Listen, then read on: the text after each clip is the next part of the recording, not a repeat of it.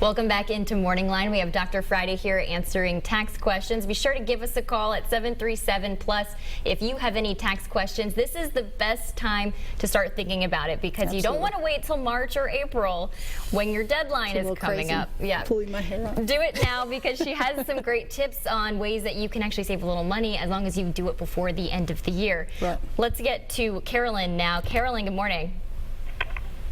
Yes. What's your question?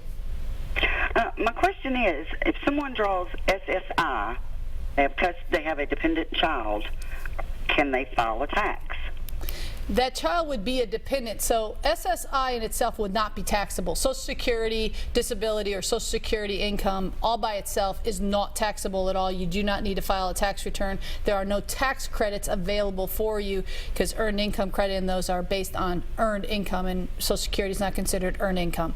If the child's receiving, in many cases, a child is either receiving Social Security benefits because a parent had passed away and they're entitled to some of that Social Security up until the age of 18, or disability, that child can still be a dependent on the other parent's tax return until they make more than enough to support themselves. So if you are on Social Security, do you have to file your taxes at all? No. If you're on Social Security, you do not need to file taxes. But if you're making more than $30,000 a year and collecting Social Security, then there's the provisional income tax, which means we have to take half of the Social Security plus what you earn, and then you get to get taxed on it. Okay, very interesting.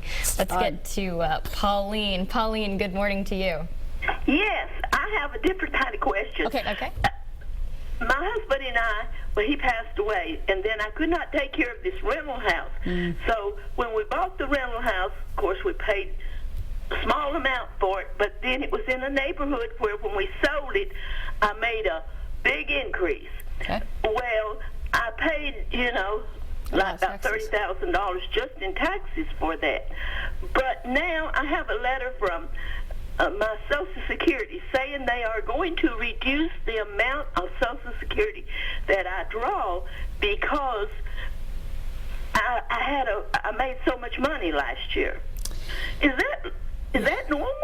It is, and also they're likely to increase your Medicare costs because that is also on a means testing.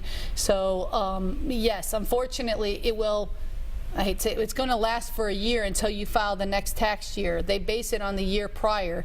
So this happened last year and they're adjusting her Social Security for this year because it actually takes a little while to get through the process. So when she files her 2016 taxes in 2017 later on, she'll get a letter saying they're now changing it again because those one-time situations, it's one of the things we have kind of tried to take up with the Social Security Administration because a lot of times these are one-time acts and these are a big chunk of these people's actual retirement. They're not living off that money. That money has now been invested to spread out for the rest of their life to be able to give them some way of supporting themselves. And yes, I hate to say it, but it's happened many, many times. Right, because she feels like she's being punished. Well, yeah, because Social Security is something we paid into. We already taxed on it once, and now because something happens, keep in mind she also took a cut because her husband died. Right. So she already reduced it based on that because now they don't have two Social Security benefits come in. She lost the rental income that was coming in, and now because she sold it, she's going to have even less. So she's going to have to use a little of that money to live off of to make up for the difference if she didn't already have debts and stuff that she used that money to pay off, mortgages, so she didn't have as much overhead, So yeah, it's not a perfect scenario. My suggestion would be though is to file your 2016 as quickly as possible, and even if you're not required to file a tax return and then get that over, get it in system, e-file it, and then contact them as soon as possible so that they can review your next current year and see that you need to be increased again. All right, thanks, Pauline. What are some other big life events? We went over a couple of them earlier, but what are some things that happen to every person, whether they do lose a spouse or something? Unfortunately, we won't live forever, so there will always be something or a situation, either losing them through a divorce or losing them to loss of life. Either way, those are huge, probably the biggest changes that most of us have to deal with. And the hardest thing on those is that in those cases, a lot of times people aren't necessarily functioning at their best, right? So the last thing you're thinking about is the My IRS. taxes. Yeah, am I filing my taxes on time? Do I really care at this Right. point in my life? And so many of them get behind. Most of my clients, divorce is a huge reason why they have gotten behind on their taxes. They just took a couple years to really get back on their feet. Many cases, they didn't really have a lot when they lost a lot through the divorce, so they had to rebuild themselves, get a house, move, So the IRS was in part of the scenario. Now that they're on their feet, of course, who's knocking on their door? The IRS, right? So you're like, I finally got stuff going and now I've got to pay this tax. So, but just keep in mind, there are plans that you can deal with the IRS. There's payment plans, there's what's called an offer and compromise. So maybe you don't have enough money. I mean, you know what? You were making good money 5 years ago when you had this IRS debt, but now you're on a fixed income because maybe someone passed away or whatever. Then you can dig a deal with the IRS, right? You can say, I can only afford to pay this much money. And there's a process we have to go through.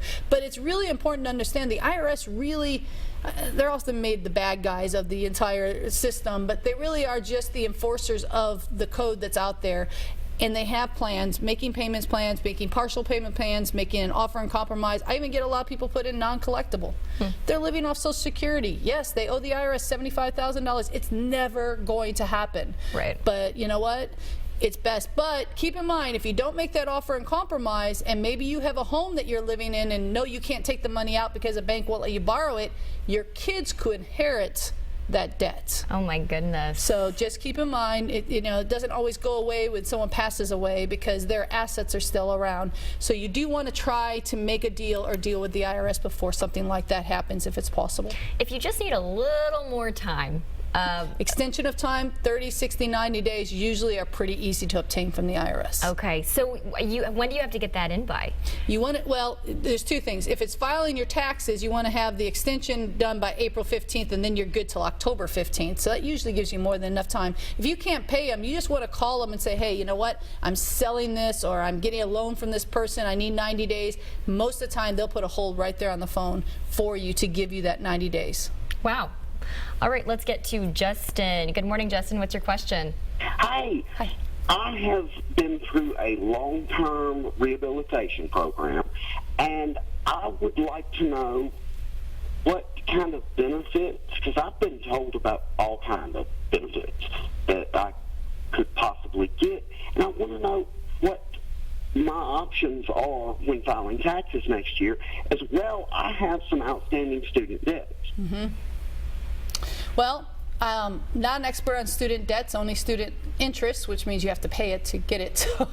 But in answer to your question, the only thing that comes to mind from the tax code, and again, the benefits may be more state or federal benefits that he may qualify to get himself back on his feet kind of programs. But from the taxes, if you had to pay for this long-term rehab out of your own pocket or percentage because your insurance didn't pay, it may fall under medical. So you might be able to itemize your medical expense using those kind of write-offs. I know I have a lot of people that have their parents in extended care or long-term care facilities. And keep in mind, many of those people are cashing out retirement accounts to pay for that cost, a big chunk of that, because they can't wash themselves, or if you can't dress yourself, or you have to have someone give you medication, there's a little test. But if those things are required and your parent can't do it, that could be part of your medical cost, and therefore reducing their taxes big time. So we're talking $30,000, $40,000 up to $100,000. I have some clients paying a year for their parents' care. So just keep in mind, under this particular call, the only thing I can think of is that I don't know, there may be some city, state, county benefits that he may qualify just to get back on his feet. Since he's been going through rehab, he may have some benefits. I'm just not sure what those might be. Okay, so I mean, if you have, like you were talking about your clients, if you have someone in a nursing home versus someone who comes to the house to take care of them, is that the same? No, they both would be under medical possibly. The difference is if it's for convenience. Let's say that, you know what, we can afford to have almost like a nanny for mom and dad, or mom because she's in the house, and this person will cook them from a meal, but mom can really get around and do everything for herself, then that's not going to be a medical deduction. But let's say that mom is at home, but she needs someone to get her out of bed, dress her, put her in, get her, she can't walk, whatever, maybe she has some special needs, she can't cook for herself, so someone has to prepare her, then it's medical, right? Because this person's not functioning without the help of this assistant.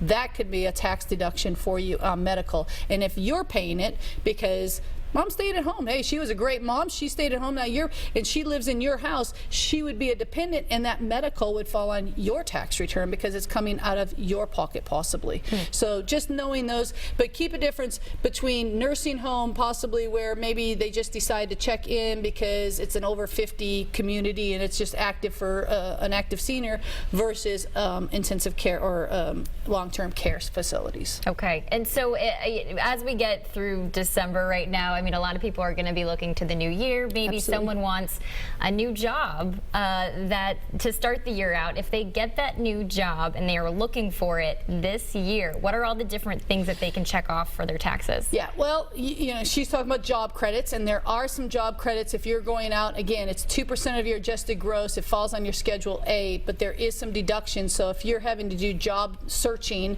and you're having to pay somebody, a headhunter or something, and there's some fees out of your pocket that you're paying, those could go into the year in which you pay, and we do our taxes on the cash year. The only time that's an exception, let's say this new job is in Idaho. So you move in December or January to that new job. Let's say it's December, so you're saying, well, it happened, I paid it all out in December, but you have to be on that job for over 200 days. So it's going to actually be a 2017 tax deduction, not a 2016, even though you paid it out of your 2016 money. Okay, good to keep in mind. And there's a few date changes this year that people need to know about, especially businesses? Yes, again, we have your W-2s. For employees and individuals, you're going to receive those by January 31st. Do not stop calling the employer before January 31st, okay? Because they have until that day. Because a lot of people are like, it's January 1st, I want my W-2. Right. And especially if you work for a smaller employer, I'll have more people will call my office and say, what do I do? It's, it's like January 10th, and I haven't received my W-2 yet. Take a deep breath. And wait till the 31st.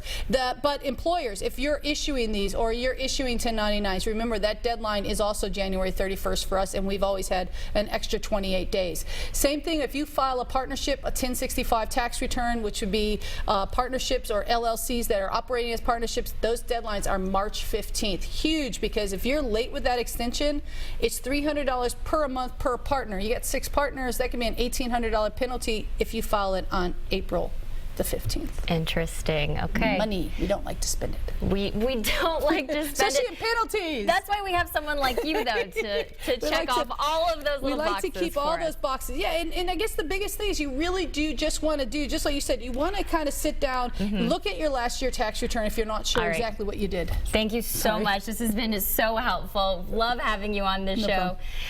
We'll be right back with just a few more goodbyes.